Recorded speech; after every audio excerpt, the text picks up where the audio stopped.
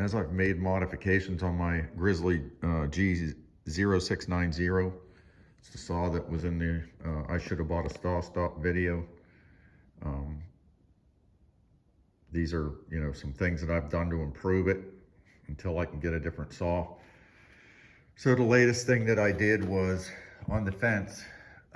Naturally, this wasn't on this side. This was on the other side. I'll show you in a minute. But this is the original indicator that came with the saw. And it had some really bad parallax problems.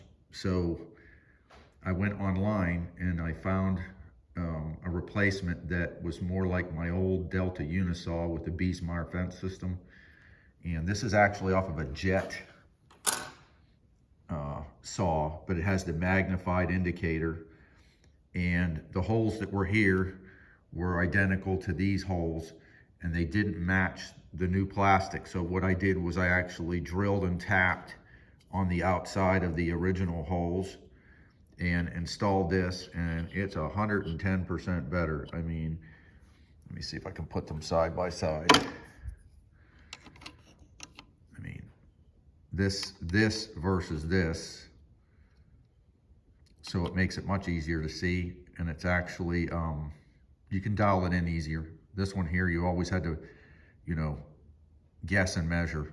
This one's more accurate. I mean, you're not going to follow this directly, naturally. You're going to double check and measure, but it gets you there a lot faster than this one.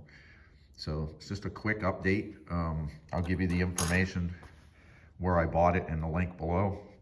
It wasn't expensive. I think it was $7 for the indicator, and I think it was almost as much, maybe $6 to have it shipped to me. But it's a nice solid piece of plastic. It works good, you can see. So, maybe that's what you want to do with yours if you have one. I hope this helps somebody. Take care, bye.